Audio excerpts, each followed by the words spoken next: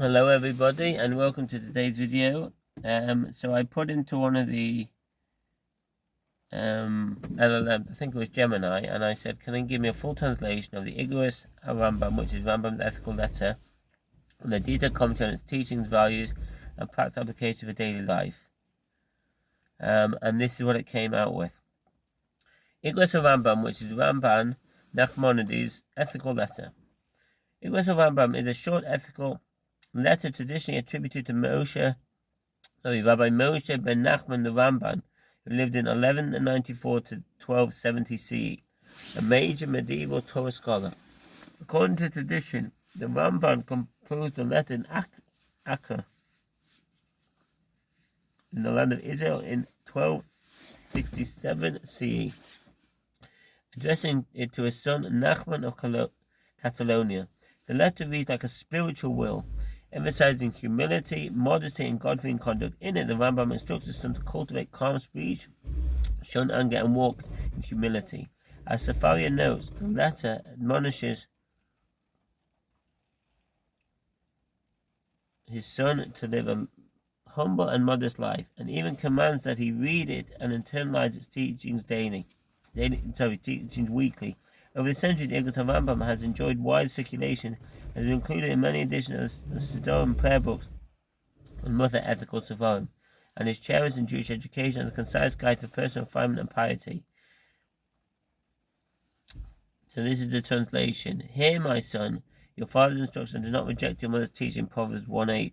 Always conduct yourself to speak all your words with composure to every person at all times, and by this you will be saved from anger, which is a bad trait that causes people to sin. As the sages taught in Dom 22a, all who are angry, all kinds of Gehenna dominate them, as it is said in Lachises 11:10. Remove anger from your heart and put away evil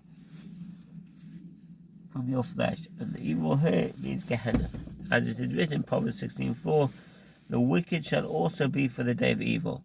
And when you are saved from anger, elevate your heart in the trait of humility, which is the best of all virtues. As it is said in Proverbs 22:4, the reward of humility is fear of the Lord. And because you of humility raise your heart, the trait of all the fear of heaven, always dwelling your mind on the following: from where have you come, and to where are you going? For you are mere dust and worm in your life, and after your death, and before whom you are destined to give an account and reckoning, before the King of Glory. As it is said in 2 Chronicles 6:18, behold, the heavens and the heaven of heavens cannot contain you, even though the hearts of the sons of man are far less.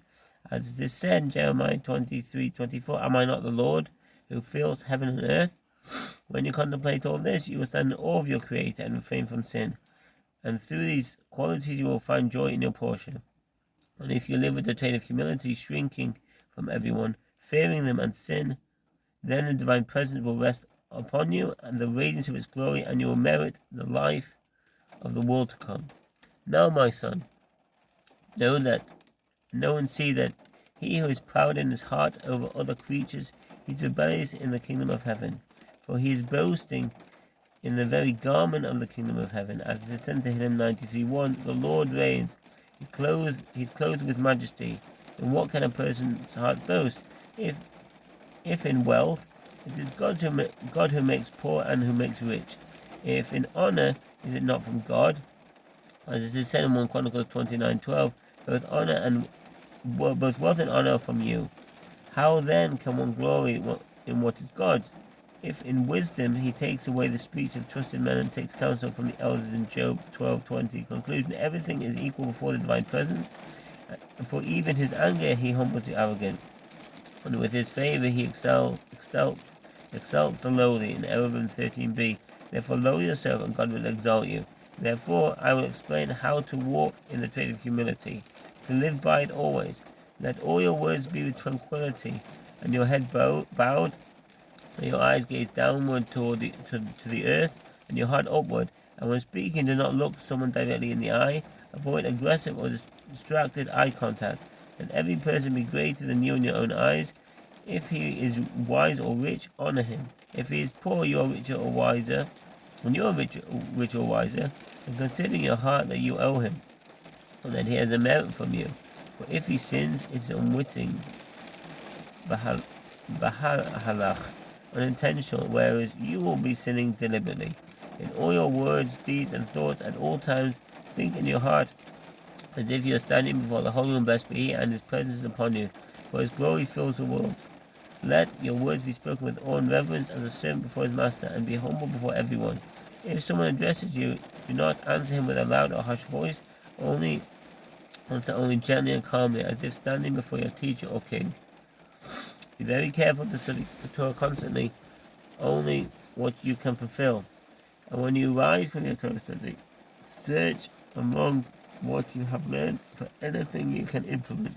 In the morning and evening, examine your deeds. Turn them over.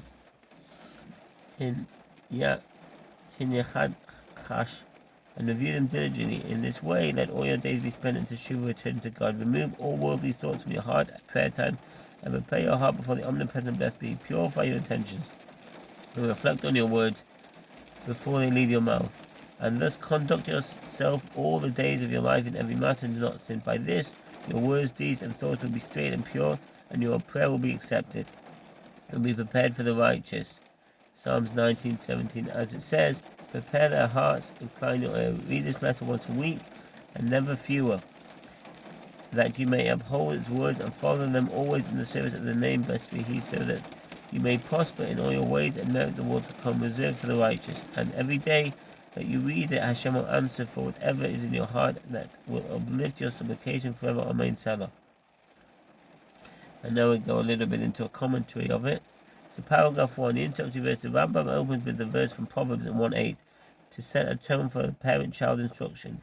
He immediately shifts to practical ethics. Speak all your words with composure, and by this you'll be safe from anger. In Jewish ethics, calm and measured speech is repeatedly praised. By advising his son to always speak with tranquility, the Ramban is warning against sin of kas, anger. Anger is depicted as destructive both socially and spiritually. It causes people to sin. He cites a Talmudic maxim in Dam 22a, and all kinds of Gehenna dominate the angry. In effect, unchecked anger separates a person from God. Thus, controlling one's temper is a cornerstone of proper behavior. On a practical level, this teaching implies tempering one's reactions, pausing before snapping, softening tone, avoiding provocative arguments, so that one's speech remains gracious. Paragraph 2, humility and reverence. The Ramban teaches a ladder of character development. Once anger is overcome, one elevates humility. He calls humility the best of all traits, quoting Proverbs 22:4. The reward of humility is the fear of the Lord. In other words, humble behavior naturally leads to awe of God. He then gives classic Igeress Haramban, fear of heaven exercise. Always remember how lowly we are and how high God is. He asks rhetorical questions: from where have you come, and to where are you going? And then reminds us that we are dust and worm in this life, a biblical motif, confronting one's frailty, that we are mortal and accountable to God, the King of Glory, induces humility and God-fear. Ramban even quotes Jeremiah's declaration, "Am I not He who fills heaven and earth?" driving home the point that God's greatness far exceeds our scope. The practical effect: by meditating on God's majesty and our own insignificance, the person keeps pride at bay and sins at a distance. Paragraph 3, results of humility. Rambam assures that such Igeress Haramban yields joy. You'll be happy in your portion, and even supernatural blessing. He promises if one truly embraces humility, shrinking from arrogance and fearing sin, and then the divine presence will rest upon you and the radiance of its glory, and you will merit the life of the world to come. This ties virtuous behavior to divine reward. In Jewish thought, the Shekinah, the divine presence, is said to dwell with the humble. See Proverbs 3:34, and he gives grace to the lowly. Likewise, the reward of the righteous in the world to come is a common motif. Rambam is teaching that modesty is not only morally correct, but spiritually elevating. It attracts God's closeness and ensures one's ultimate salvation. Paragraph 4, rebuke of pride. The Rambam bluntly warns, he who is proud in his heart over creatures rebellious in the kingdom of heaven. A proud person, he says, like a rebel against God's authority. He used the metaphor of clothing. A proud person parades himself in a garment of heaven's kingdom, i.e. the world's glory, while forgetting that the Lord reigns. He analyzes all possible grounds for arrogance. Wealth. He reminds that wealth comes from God. He makes poor and rich. 1 Samuel 8:7. Honor. Any honor or status we have ultimately belongs to God. Wealth and honor are from before you. In 1 Chronicles 29:12. Wisdom. Even our wisdom is from God. He takes counsel from the age. In Job 12:20, implying God giveth wisdom. In essence, Whatever we value about ourselves is God-given. Ramban concludes, citing the Gemara in Eruvin 13b, all is equal before the place God. For with his anger he humbles the arrogant, and with his favor he raises the lowly. This echoes many Muslim teachings and Pirkei Avos 4:4. Humble yourself before others, and you should be exalted. The practical teaching: do not compare yourself to others as better, because all are subject to God's will. Rambam advises, therefore, lower yourself, and God will exalt you. In life, this means actively suppressing pride, speaking gently, defer to others, and avoid self-aggrandizement. Humbling ourselves is both an obligation and a secret to genuine honor. Paragraph 5. How to practice humility. Starting with, therefore, I will explain to you how to behave. Ramban gives concrete behavioral rules. He prescribes body language and manners. Always speak with calmness and never raise your head in arrogance. He says, your head bowed, your eyes looking downward to the earth, and your heart upward. This physically symbolizes humility and heavenward intent. Importantly, do not look at a person's face when speaking with him. Meaning, do not stare at him. And do not stare at others, which can be aggressive or domineering. This echoes rabbinic advice to avoid the sin of the evil eye and do not attract attention. He continues, let every person be great in your eyes. If someone is learned or wealthy, show respect. If someone is poor and you are learned or rich, you must consider that you owe him something, and he has a merit over you. If the poor man sins, he is in error unknowingly, whereas a learned person who sins is guilty, having received knowledge. This radical empathy means that we never look down on others. Practically, we should treat everyone courteously, speak softly, even to a stranger, be patient with arrogance, and remember that every person has value in God's eyes. Paragraph 6. Mindfulness of God's presence. Rambam urges constant mindfulness. In all your words, deeds, and thoughts, think in your heart as if you are standing before the Holy and Blessed. Here, this is a classic Muslim motif, as if one is always in the divine presence. By envisioning God watching at all times, one cultivates reverence. He adds, and his presence is upon you, his glory fills the world. This fosters integrity. We avoid gossip, dishonesty, or laziness. Knowing that God sees all, he instructs that our speech be full of awe, like a servant before his master. This has the practical fallout, talking respectfully, not using profanity or sarcasm, honest self-critique, and always acting with sincerity. Paragraph 7. Modesty and interaction. The Rambam implies humility socially, to be ashamed before everyone. Even when addressed, one should speak softly. If a person calls you, do not answer with a loud voice, but only with gentleness. This teaches interpersonal modesty, not interrupting, not being brusque or demanding. The tone, as if standing before your master, suggests absolute respect. In daily life, treat elders courteously, listen patiently, and never let pride show in your tone. Paragraph 8. Torah study and action. Rambam emphasizes pairing study with action. He says, be very careful to read the Torah constantly, that you can fulfill. One should learn only what one can practice, avoiding futile knowledge. After studying, search among what you have learned for something you can implement. This reflects the principle of learning for the sake of doing. Ramban also advises self-review, analyzing one's deeds in the morning and evening. Examine your deeds, and thus all your days will be in teshuvah. Here, teshuvah is understood as continuous self-improvement, not only repentance for sin. In practice, one could set aside time each day to reflect. Did I learn something new? Did I do a mitzvah I could?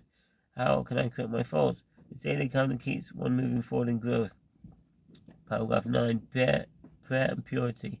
This letter turns to prayer. Remove all worldly thoughts from your heart at prayer time and prepare your heart before the omnipresent. Rambam instructs full concentration kavana. One must purge distractions and check one's thoughts before actually praying. Purify your thoughts and consider your speech before you utter it. This is practical advice found in later works like Shari Teshuvah, to pause and focus on the words of prayer, aiming for sincerity. And if one lives all the days of your life in every matter and do not sin, and then your words, deeds, and thoughts will all be straight and your prayer accepted. And he even quotes Psalms, prepare their hearts, incline your ears, Psalms 19:17. Again, our mental preparation with God's acceptance in everyday terms. This means cultivating mindfulness before prayer or any important speech or action. Check intentions. Am I doing it for the right reason? So that one's service is genuine. Paragraph 10. Conclusion and regular review. The Rambam concludes with a strong exhortation. Read this letter once a week, at least, never fewer, so that you always live by its words and follow them. This emphasizes that moral instruction is not one time, but it must be reviewed regularly. He promises that this practice will bring success in life and merit in the world to come. Moreover, every day you read it, heaven will answer you for whatever is in your heart to ask forever. In other words, keeping these teachings alive in the heart is itself a powerful spiritual merit. Historically and in practice, many communities have taken this literally. Families and students often reflect or recite or reflect on the Rambam, Igeress Haramban weekly as part of the Shabbat or Musar study. To internalize this lesson, the Rambam's own final words make clear that this lesson is meant as a perpetual guide. We are to return to it over and over again, allowing its wisdom to shape our character. Historical and educational context. Igeress Haramban has long been valued in Jewish education and Muslim study. From the outset, it was printed in popular compilations. The first printing was in Venice in 1599 CE, in Reish Chochmah, and later included in the works of the Maharal and numerous prayer books. It appears in many editions of the Siddur, often in home blessings section or at bedtime. In chap books of ethical teachings, the letter stresses on humility and patience. Igeress Hashem resonates strongly with Musar masters and Hasidic rabbis alike. Over generations, teachers have assigned it for weekly reading or memorization for youth and adults, viewing it as a concise code of conduct. Its lines are frequently cited in sermons and lectures on character development. In modern times, the Rambam remains a fixture of personal and communal study. It is commonly posted on walls and given as gifts for bar and bat mitzvahs, weddings, etc. As a reminder of its ethical guidance in yeshivot and synagogues, it is studied as part of Musar classes or character education. Many contemporary rabbis emphasize Rambam's instruction to review it weekly as a way of ensuring its lessons guide daily living. As one Musar compilation notes, people have been known to instruct their children to learn Igeress Haramban weekly to remember its teachings on humility and fear of heaven, which helps one remember and never forget one's faith. In sum, the Igeress Haramban has had a lasting impact by instilling central ethical and spiritual principles into a vivid, practical letter. Its respect for others, disciplined self-examination, and constant mindfulness before God have influenced countless students of Torah. As a treasured Musar text, it continues to inspire personal growth and character refinement among English-speaking audiences today, with relations like the above making its wisdom accessible to all. Thank you for listening and wish you all the best.